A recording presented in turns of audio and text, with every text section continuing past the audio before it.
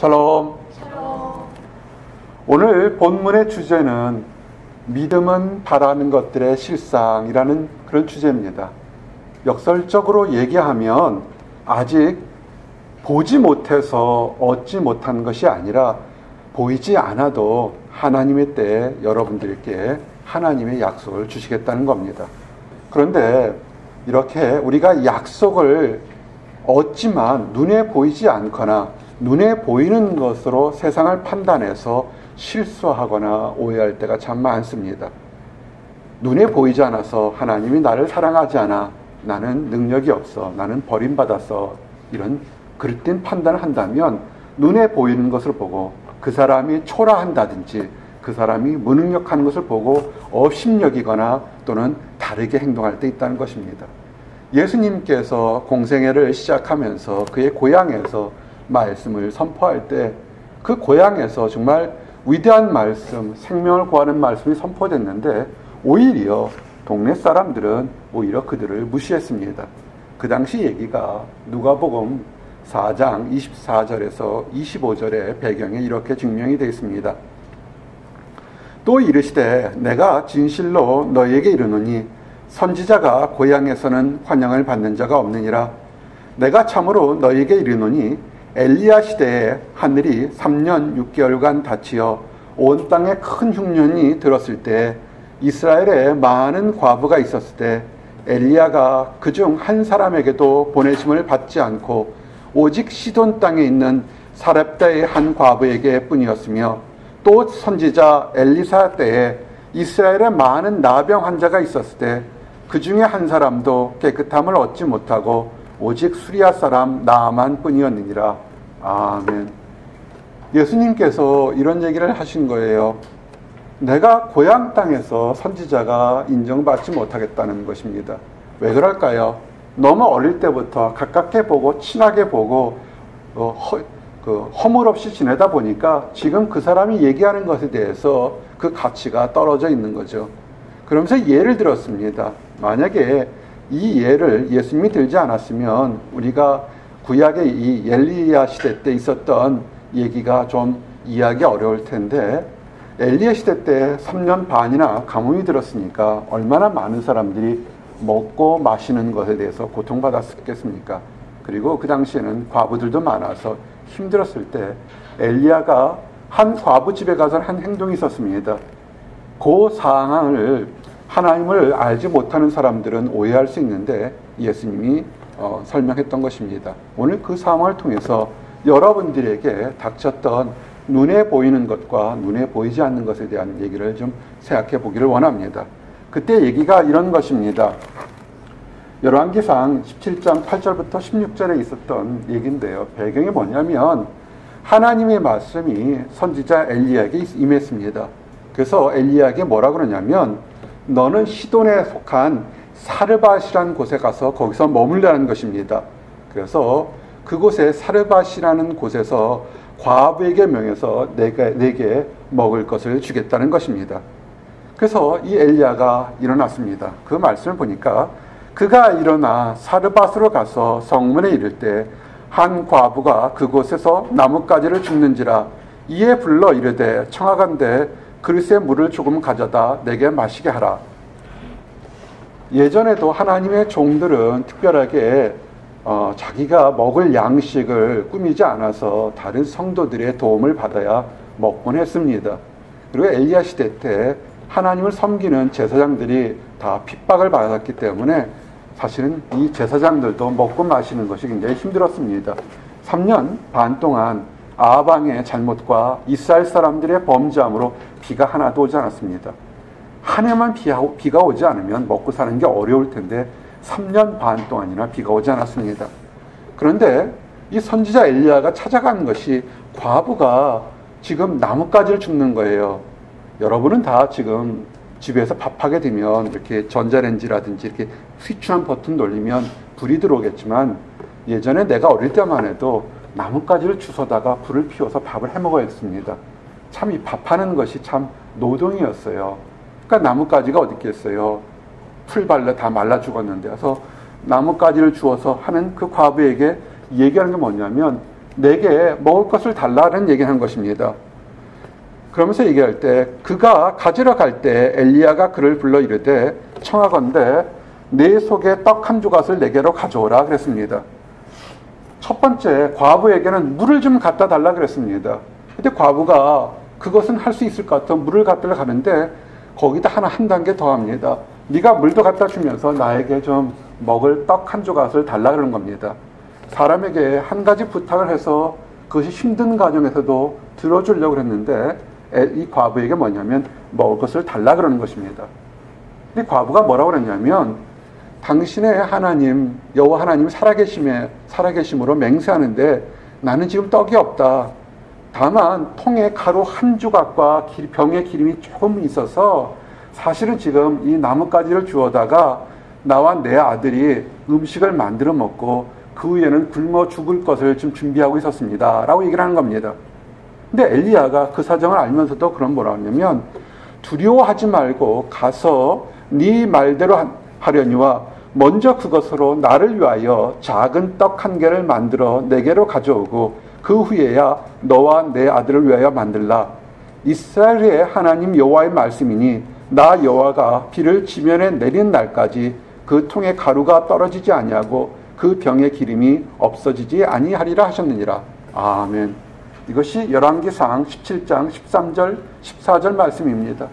지금 과부가 먹을 것이 없어요. 아주 가루가 조금밖에 없어서 밀가루가 조금밖에 없고 기름이 조금 있어서 그거 불에 붙여서 이렇게 적당히 으깨서 죽기 전에 아들 굶어 죽는 거 많이 볼 수 있으니까 죽기 전에 한이라도 만들어서 죽고서 지금 굶어 죽을 그런 심정인데 엘리야는 뭐라고 하냐면 그 떡을 만든 거 좋은데 먼저 나에게 좀 갖다 줄 수 없겠니? 그리고 나서 너희들이 먹고 그런데 그렇게 하게 되면 네 집안에 있는 그 밀가루와 기름이 끊어지지 않겠다는 것입니다.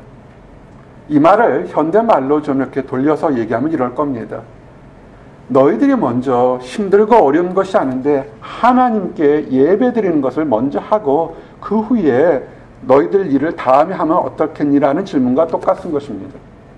여러분은 어떻게 하시겠습니까? 우리가 수없이 바쁜 시간 속에 살고 있습니다.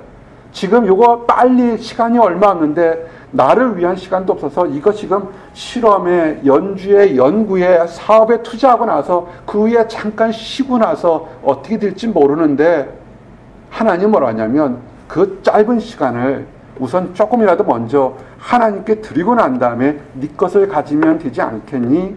라고 하는 것과 똑같습니다. 여러분은 어떻게 하시겠습니까? 이 과부가 만일 무슨 소리입니까?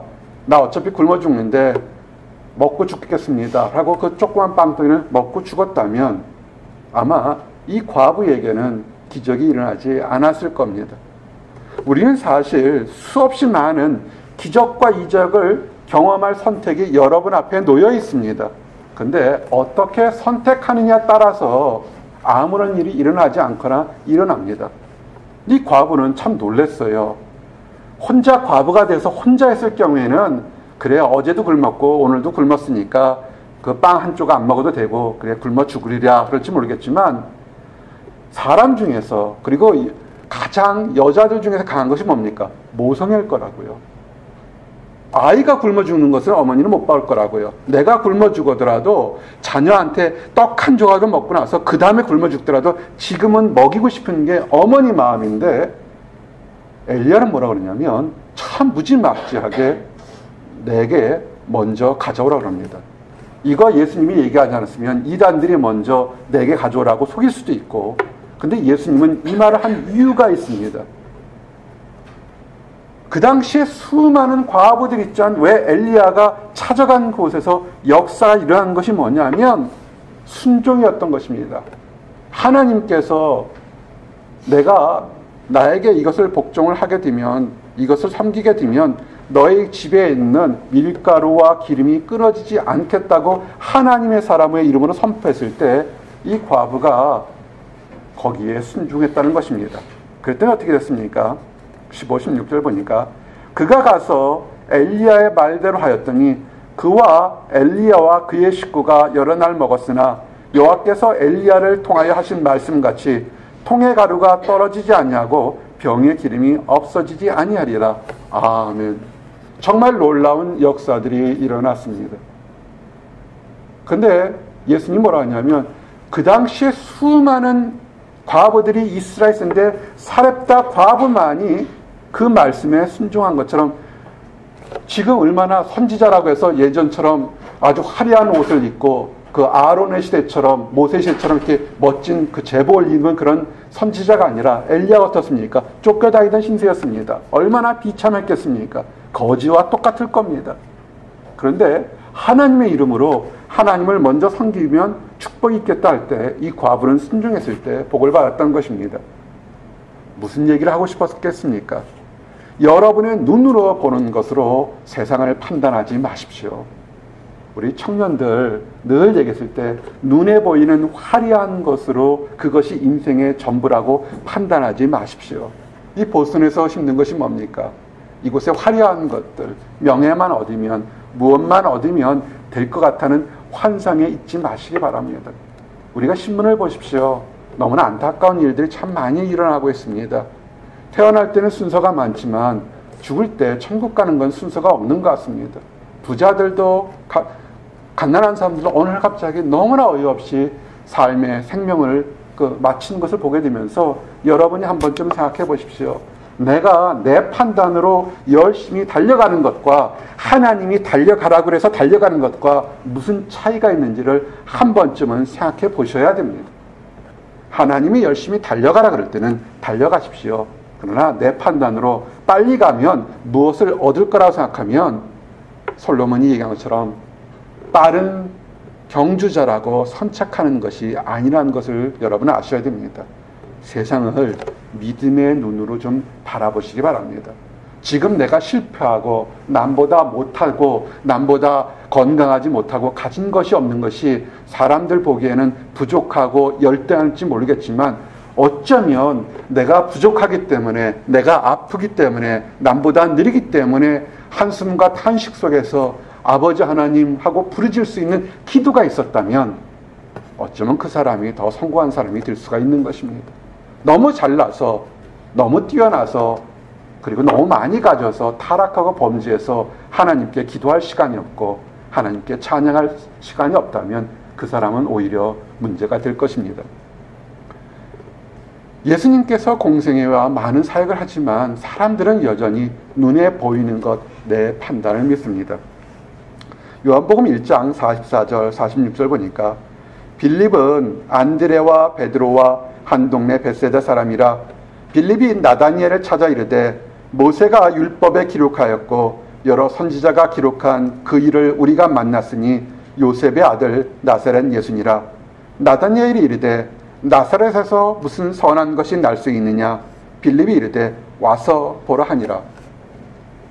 빌립과 나다니엘은 사람이 굉장히 우정관계가 좋은 사람이고 친밀한 사람이었습니다.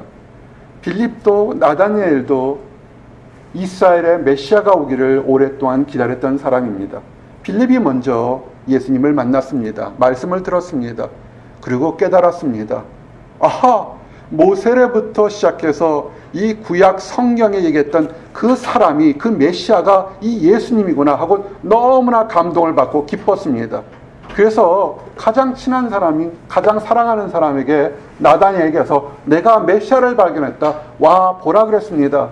그랬더니 나다니엘의 첫 마디가 뭐냐면 그 사람이 누군데 질문했습니다. 그랬더니 뭐냐면 뭐라고 그랬습니까? 나사렛에 사는 사람 요셉의 아들 예수다 그랬습니다. 근데 나다니엘 하나님의 나라를 오랫동안 기다리고 사모했던 나다니엘이 뭐라 그러냐면 나사렛이란 촌동네에서 무엇가 나오겠니? 라는 것이 첫 마디입니다. 여러분 혹시 한국에서 이런 거 들어본 적 있습니까? 내가 열심히 살려고 열심히 노력했는데 여러분이 다니는 학교라 아니면 여러분이 아버지가 몰던 차나 집 때문에 아예 그 보잘것없는 집안에서 뭐가 나오겠니? 라는 그런 얘기들을 들어보거나 또는 한 적이 있습니까? 얼마나 낙심될까요? 그죠? 그런 말 한마디 하면. 그 사람에 대해서 만나보고 얘기하고 들어보기도 전에 그 사람이 가졌던 학벌이나 집안이나 어떤 다른 것 딱 한마디만 가지고 뭐 그렇게 선한 것이 있겠니? 그렇습니다. 근데 우리가 이 빌립이 나중에 집사님에 대해서 멋진 설교하고 우리가 알 수 있습니다. 순교하는 것을 알 수 있습니다. 근데 빌립 집사가 아주 참 따뜻한 말로 친구를 사랑하며 복음 전도합니다. 그래, 네 말이 맞겠지만 한번 와서 봐라. 네 스스로 판단해 볼 때 너의 그 눈에 보이는 것들은 세상적인 판단이 아니라 정말 믿음의 눈으로 보라는 것입니다. 나다니엘이 긴가민가 하지만 이 빌립의 얼굴을 생각해서 쫓아갔습니다. 요한복음 1장 47절에서 51절 보니까 예수께서 나다니엘이 자기에게 오는 것을 보시고 그를 가리켜 이르시되 보라, 이는 참으로 이스라엘 사람이라 그 속에 간사한 것이 없도다. 나다니엘이 이르되 어떻게 나를 아시나이까? 예수께서 대답하여 이르시되 빌립이 너를 부르기 전에 네가 무화과 나무 아래 있을 때 보았노라. 나다니엘이 대답하되 라삐여, 당신은 하나님의 아들이시요 당신은 이스라엘 임금이로소이다. 아멘. 얘기가 굉장히 선문답처럼 느껴져요. 예수님께서 나다니엘이 빌립과 하는 것을 보고서 사람들에게 얘기합니다. 보라, 참된 이스라엘이다. 이거 엄청난 칭찬입니다. 이스라엘의 의미 뭡니까? 하나님과 싸워서 이긴 사람, 하나님과 동행하는 사람이란 뜻입니다. 나다니엘을 엄청나게 의로운 사람이라 칭찬했습니다. 그러면서 그때 나다니엘은 얘기를 합니다. 예수님, 내가 의로운 거, 내가 의롭게 살려고 노력하고 투쟁하는 걸 당신이 어떻게 합니까? 나사렛은 촌동네 왔는데 보잘것없는 데 왔는데 나를 어떻게 압니까? 라고 얘기한 겁니다. 그때 예수님이 그런 얘기를 하죠. 네가 무화과 나무 아래 있을 때 내가 알았다는 겁니다. 빌립이 너를 부르기 전에 무화과 나무에서 뭘 생각했을까요? 무화과가 익었나 안 익었나가 아니라 이 나다니엘은 무화과 나무에 있을 때 정말 메시아는 어디에 왔을까? 메시아라면 어떤 것일까? 그의 마음속에서 늘 선한 것이 있었던 것입니다. 그런데 예수님이 그것을 보는 거예요. 눈에 보이지 않는 마음의 세계를 보고서 내가 무화과 나무에서 이스라엘에 대해서, 이 구원에 대해서, 민족에 대해서 생각할 때 나는 이미 그것을 미리 봤다는 것입니다. 그럴 때 나다니엘이 놀라는 거죠. 내 마음속에 있는 것을 어떻게 알았을까? 이것을 아는 이는 하나님의 아들일 거고 메시아일 거라는 것입니다. 여러분, 저를 좀 보십시오. 여러분 무엇을 보십니까? 화려한 건물, 수많은 사람들, 멋진 연주장에 있는 사람만이 위대하다고 봅니까? 아니면 허름한 길거리에서 노래하고 춤추면서도 미래를 꿈꾸는 사람의 그 안에 참된 예술성이나 멋진 음악성을 바라봅니까? 아니면 위대한 창작성을 바라봅니까? 이거는 나와 여러분의 인생 살아가는 도전이 될 겁니다. 작은 목자가 이곳에서, 교회에서, 캠퍼스에서 이 설교를 하는 이유는 뭐냐면 여러분의 한 사람 한 사람의 미래의 밝은 모습을 보고 아름다운 모습을 보았기 때문에 투자하는 것입니다. 많은 사람들이 편한 곳에 있기를 원합니다. 수십 명, 수백 명, 수천 명이 다 설치되고 예비된 곳에서 그저 멋있게 설교하는 곳에 있기를 원할 수도 있습니다.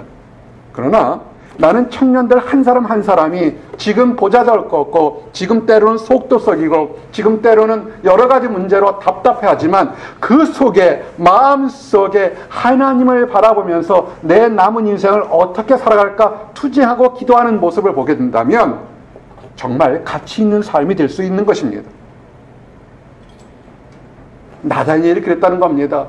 내 마음속에서 지금 이렇게 혼탁한 세상, 로마가 이스라엘 이렇게 억압하는데 과연 메시아는 어디 있을까? 메시아라면 어떤 식으로 우리를 구원할까? 고민하고 기도하고 간구했던 모습을 예수님이 보시고 네가 무화과 나무 있을 때 나는 이미 네 마음을 봤다고 얘기하는 것입니다.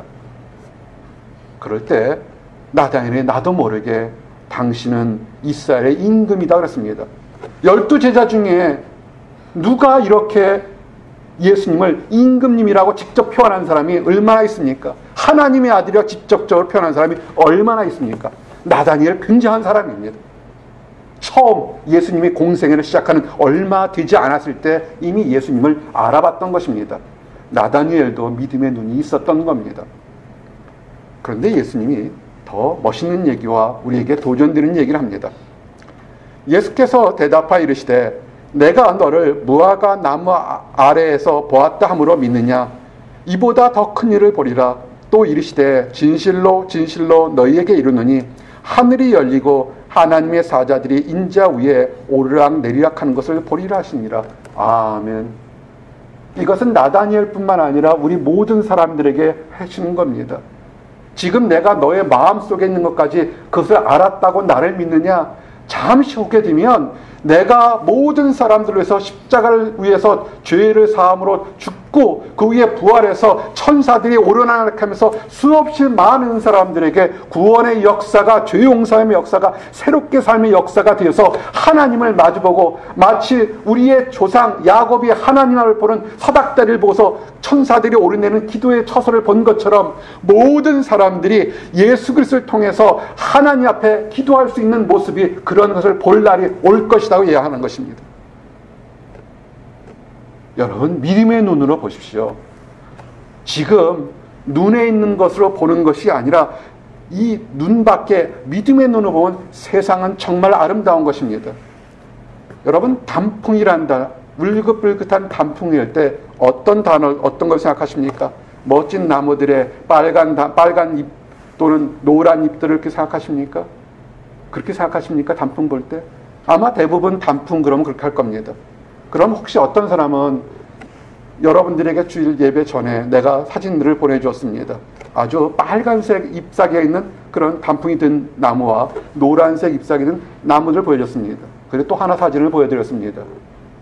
떨어진 잎사귀들을 보내줬습니다. 떨어진 잎사귀는 단풍이 아닌가요? 붙어 있어야만 단풍인가요? 여러분, 잎사귀가 색깔이 변해서 그 모든 잎에서 하나님의 때를 가리키는 모습이 된다면 그 모든 것은 단풍일 겁니다. 지금 어떤 사람은 아주 큰 나무에 울긋불긋한 아주 아름다운 단풍으로 많은 사람들이 와 하는 그런 멋진 모습이 있을 수도 있고, 어떤 사람은 탁 떨어져서 초라한 곳에서 밑에 바닥에 떨어져서 바람에 이리저리 굴지는 모르겠지만 그 잎사귀들도 이미 색깔을 가진 단풍인 것입니다. 세상을 다시르게 보십시오. 승자만이, 많이 가진 사람만이, 유명한 사람만이 하나님의 은총을 받는 것이 아니라 지금 아프고 지금 답답하고 지금 연약하고 때로는 범죄함 속에서 지금 고통받는다 할지라도 하나님은 그 사람도 사랑한다는 것을 여러분 아셔야 됩니다. 그래서 예수님은 이렇게 얘기하는 것입니다. 누가복음 12장 27절 30절 말씀처럼 백합화를 생각하여 보라. 실도 만들지 않고 짜지도 아니하니라. 그러나 내가 너에게 말하노니 솔로몬의 모든 영광으로도 입은 것이 이 꽃 하나만큼 훌륭하지 못했느니라. 아멘. 내년에는 여러분들이 백합화를 봄에 좀 사서, 구근을 사서 땅에다 한번 심어 보십시오. 그러면 그 백합화가 구근부터 시작해서 나오는 것을 지켜보면 그냥 이런 상점에서 보는 그 부활절날 백합화보다 여러분이 화분에 키워서 백합화 자랄 때 얼마나 기다리고 아름다운 것을 알게 될 겁니다. 정말 꽃이 자라서 이 씨에서 꽃이 자라는 것은 아름다울지 모르겠지만 하나님은 뭐라고 그러냐면 이 세상에서 모든 영광이나 이런 것들이 정말 이 꽃, 들꽃 하나마도 훌륭하지 못하다는 것입니다. 인생을 다르게 보고 시각을 다르게 보게 되면 우리는 달라지는 것입니다. 들에 핀 들꽃 하나도 하나님이 입히시고 먹이시는데 하나님이 직접 우리를 위해서 십자가 죽으신 우리들은 얼마나 더 귀할 것이라는 것을 여러분 아시기를 원합니다. 그래서 예수님이 말씀하시지 않습니까? 오늘 있다가 내일 아궁이에 던지는 들풀도 하나님이 이렇게 입히시건을 하무며 너희일까 보냐 믿음이 작은 자들아. 아멘. 우리 새롭게 살고 믿음의 눈으로 바라보기를 원합니다.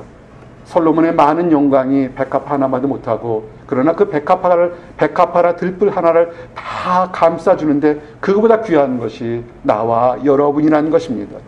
그러면서 얘기를 하죠. 너희는 무엇을 먹을까 무엇을 마실까 하여 구하지 말며 근심하지도 말라. 이 모든 것은 세상 백성들이 구하는 것이라 너희 아버지께서는 이런 것이 너에게 있어야 할 것을 아시느니라. 아멘. 이것이 깨달아지고 믿음의 눈이 된다면 지금 부족하다고 초조하지 않고 많이 가졌다고 교만하지 않을 것입니다. 하나님에 대한 얘기가 다를 것입니다. 그런데 분명히 얘기를 해도 우리는 알아듣지 못한다는 것입니다. 이미 예언된 것처럼 마태복음 13장 16절 말씀처럼 이사야의 예언이 그들에게 이루어졌으니 일렀으되 너희가 듣기는 들어도 깨닫지 못할 것이요 보기는 보아도 알지 못하리라. 이 백성들의 마음이 완악하여져서 그 귀는 듣기에 둔하고 눈은 감았으니 이는 눈으로 보고 귀로 듣고 마음으로 깨달아 돌이켜 내게 고침을 받을까 두려워함이라 하였느니라. 그러나 너희 눈은 봄으로 너희 귀는 들음으로 복이 있도다. 아멘. 하나님의 말씀이 선포되면서도 깨닫지 못하고 감동이 없는 것이 그 듣는 사람의 마음에 완악함으로 가득 차 있기 때문에 아무리 좋은 얘기를 하고 위로가 되는 얘기를 해도 전혀 위로와 소망을 느끼지 못한다는 것입니다. 여러분 안에 혹시 지금 마음에 평안이 없다면 깨트리십시오.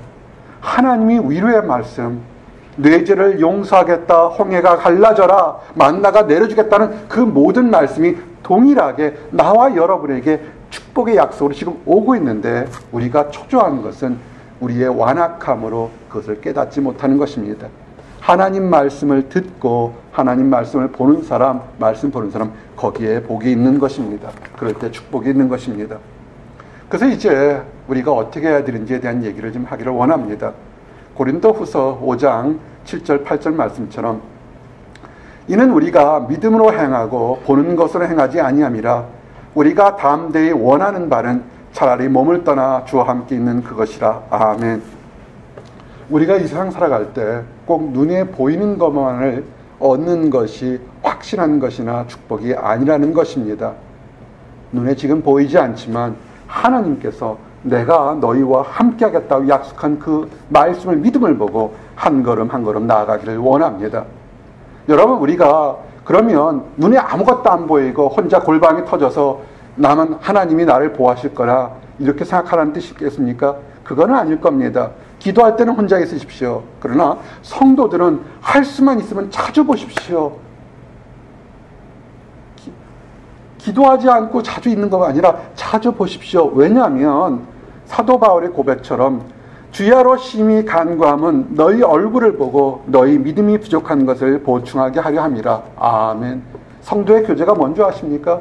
나는 얼굴 보고 싶어요. 샬롬 예배 때도 다른 사랑방 때 얼른 보고 싶어 하는 것이 있습니다. 그 사람의 그리워서 보고 싶은 것도 있지만 더 중요한 것은 그 사람이 지금 영적으로 문제가 있기 때문에 만나서 대화 중에 기도 중에 말씀을 나누는 건데 그 사람의 믿음이 새롭게 보충되기를 원하고 싶어서 만나고 싶다는 것입니다. 여러분 사랑방에 왜 나갑니까? 피자 하나 먹으러 나가는 건 아니지 않습니까? 거기서 누군가 하나님이 택한 사랑방장인 리더를 통해서 지치고 힘든 영혼에게 다시 믿음이 보충되기를 원하는 것이 있기 때문에 그 자리에 나가야 되는 것입니다. 얼굴을 보십시오. 성도들은 많이 교제하는 곳에 나가기를 원합니다. 그래서 오늘 주시는 말씀이 그거 아닙니까? 믿음은 바라는 것의 실상이요 보이지 않는 것의 증거니. 믿음이 뭡니까? 지금 내가 보이지 않지만 하나님이 축복 주실 거야. 내가 예배에서 나뿐만 아니라 함께 얼굴을 마주보는 성도들을 서로 믿음이 부흥되고 채워지고 보충될 것이야. 내가 예배에서 하나님 주시는 새로운 기로 새로운 용기를 가질 것이야. 바라보는 그것이 믿음의 실상이 되는 것입니다. 선진들이 이로써 증거를 얻었다. 수없이 많은 사람들이 보이지 않는 것을 보는 것처럼 담대히 믿고 날 때 축복의 역사가 이루어졌습니다. 그래서 왜 우리가 믿음대로 나가냐면 믿음이 없이는 하나님을 기쁘게 하지 못합니다. 히브리서 11장 6절의 말씀처럼 믿음이 없이는 하나님을 기쁘게 하지 못하나니 하나님께 나아가는 자는 반드시 그가 계신 것과 또한 그가 자기를 찾는 자들에게 상 주시는 이심을 믿어야 할지니라. 아멘. 우리가 주일 예배에서, 우리가 사랑방 예배에서, 또는 다른 여러분들이 섬기는 예배에서 여러분들이 그냥 가는 것이 아니라 한 영혼에게, 그 낙심하고 지친 영혼에게 믿음을 서로 보충해 주려고 가는 그 믿음으로 간다면 여러분에게는 상이 있습니다. 마귀는 속이죠. 성도의 교제를 못하도록, 왜? 믿음의 보충을 못하도록 이 일 저 일로 바쁘다 자꾸만 회방하는 겁니다. 여러분이 지도자라면 여러분의 상을 받기 위해서 그 모임의 예배에 당당하게 가십시오. 여러분이 멤버라면 그곳에 가서 나의 연약함을, 나의 그 축복을 다시 재충전하기 위해서 당당하게 가십시오.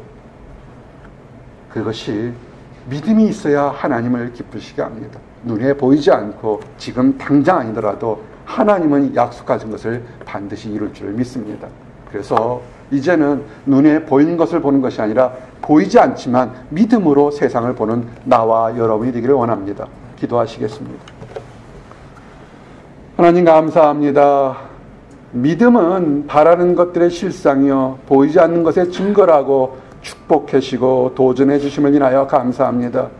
우리가 나다니엘처럼 세상적으로 판단해서 우리 구주 예수를 아버지 인정하지 못했던 그런 실수하지 않도록 허락해 주시옵소서.